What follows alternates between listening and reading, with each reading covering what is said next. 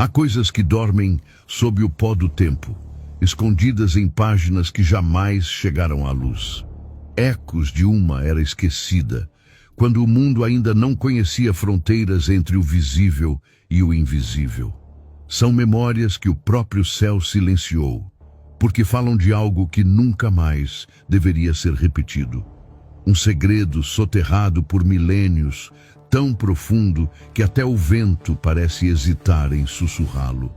Alguns fragmentos sobreviveram, espalhados entre textos perdidos, tradições antigas e murmúrios que nenhum escriba ousou registrar.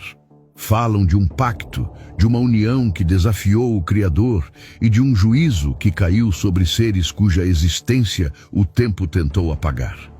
É uma história envolta em sombras, onde glória e condenação caminham lado a lado, e onde o nome de um arcanjo ressoa como trovão sobre os séculos. O silêncio antes do juízo. Antes do dilúvio, quando os homens ainda caminhavam sob a luz da criação e a voz de Deus ecoava entre os montes, um segredo começou a se formar na sombra. O mundo parecia tranquilo, mas por trás das colheitas, das cidades em crescimento e das gerações que se multiplicavam, algo sutil e perigoso estava prestes a acontecer. É nesse cenário que as antigas escrituras mencionam os anjos caídos, os vigilantes e o início da corrupção que obrigaria o céu a agir. Gênesis capítulo 6 registra que os filhos de Deus viram que as filhas dos homens eram formosas e tomaram para si mulheres de todas as que escolheram. Essa passagem, tão curta, carrega uma das revelações mais sombrias de toda a história da humanidade. A Bíblia descreve que o mal do homem aumentava sobre a terra, mas há um ponto em que o texto parece esconder algo mais profundo, como se a própria palavra tivesse sido escrita com um véu. O dilúvio seria o resultado final dessa corrupção, mas a causa estava em uma união que não deveria existir. Um vínculo proibido, formado entre o espiritual e o carnal, entre os que vieram dos céus e as filhas da terra. Por trás dessa união havia desejo, vaidade e desobediência, e a medida dessa transgressão começou quando os anjos designados para guardar a humanidade se desviaram de sua missão. Esses seres, conhecidos como vigilantes, haviam sido enviados para proteger e ensinar os homens, conduzindo-os à reverência ao Criador. Mas a criação, que deveria inspirar adoração, tornou-se motivo de fascínio. Entre as gerações de Adão, especialmente entre os descendentes de Caim, surgiram mulheres de rara beleza, mas corações corrompidos. Eram filhas de uma linhagem que havia se afastado da presença do Senhor, e sua formosura chamava a atenção não apenas dos homens, mas também dos que habitavam as regiões celestes. No princípio, o olhar dos vigilantes era de compaixão, mas o que começou como admiração transformou-se em desejo, e o desejo, quando amadurece, gera rebelião. Eles começaram a contemplar o que não lhes pertencia, e o olhar que deveria ser de guarda se tornou um olhar de posse. Essa foi a primeira rachadura na ordem divina, o primeiro passo de uma queda que envolveria toda a criação. O céu observava em silêncio, mas esse silêncio não era passividade. Era a paciência de Deus diante de algo que o homem ainda não compreendia. Na superfície, os povos prosperavam. As cidades cresciam, os altares eram erguidos, mas o coração humano já não buscava o Criador. A corrupção se espalhava como uma semente invisível, germinando entre os homens, preparando o cenário para o que viria. O Altíssimo havia dado limites, e cada limite estava sendo testado. A terra ainda não sabia, mas estava prestes a se tornar palco de uma das maiores rebeliões espirituais da história.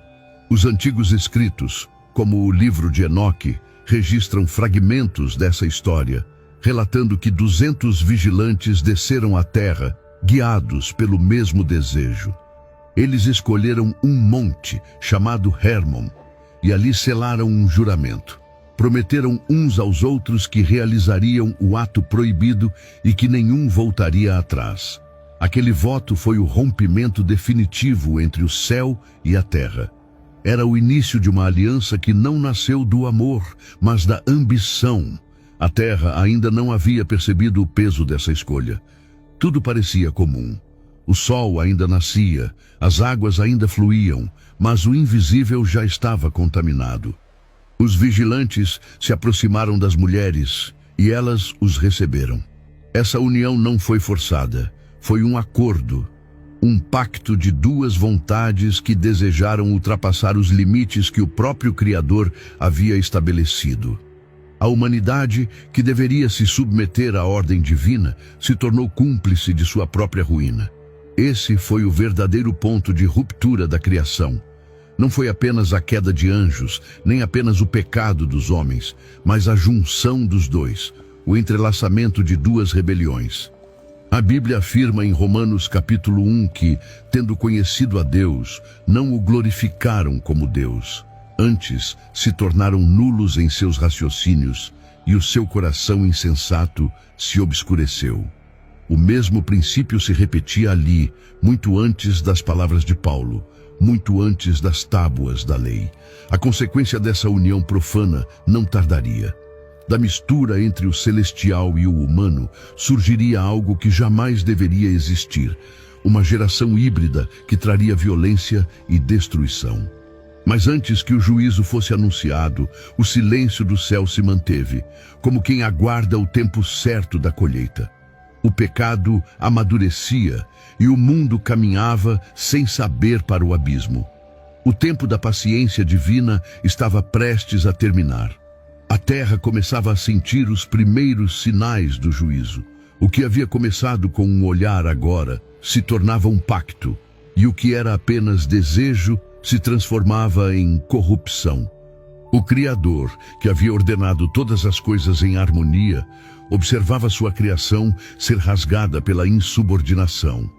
O silêncio continuava, mas o trono do Altíssimo já havia decretado a resposta. O primeiro som do juízo ainda não havia sido ouvido, mas o decreto já estava escrito, pois Deus, que é tardio em irar-se, jamais deixa a iniquidade sem resposta. O tempo da intervenção estava chegando e o primeiro movimento viria dos céus. Enquanto os homens seguiam suas vidas e os anjos caídos se misturavam entre eles, a terra se tornava campo de corrupção. O peso espiritual da transgressão começava a deformar o que era puro. O equilíbrio da criação oscilava, e o que era santo começava a ser profanado. Ainda assim, o Criador permanecia em silêncio, aguardando o momento em que enviaria o seu mensageiro de guerra. E quando o silêncio do céu finalmente fosse rompido, a história jamais seria a mesma. Pois aquele que se levantaria em nome do Altíssimo traria não apenas julgamento, mas o restabelecimento da ordem que fora violada. Era o prenúncio da missão de um príncipe celestial, aquele que seria lembrado para sempre como o defensor da justiça divina. Os vigilantes. Eles foram enviados como guardiões da humanidade, seres de luz, estabelecidos pelo Altíssimo para zelar pela ordem, pela pureza e pela obediência sobre a terra. Eram chamados de vigilantes, mencionados em Daniel capítulo 4, como aqueles que decretavam juízos e observavam em nome de Deus. Sua presença não era uma lenda, mas parte do equilíbrio entre o céu e a terra. Tinham autoridade, conhecimento e a missão de preservar a adoração e guiar os homens à retidão. Nenhum deles veio para governar, e sim para vigiar, mantendo o mundo sob a lembrança constante de que havia um Criador. Por muito tempo, cumpriram fielmente sua missão. A terra florescia, e o nome do Senhor era invocado por aqueles que ainda se lembravam do Éden. Mas à medida que as gerações cresciam e as cidades se formavam, o coração dos homens se afastava. O temor começou a ceder espaço à vaidade, e o que era adoração se transformava em culto a si mesmo. Os vigilantes observavam e se entristeciam, mas o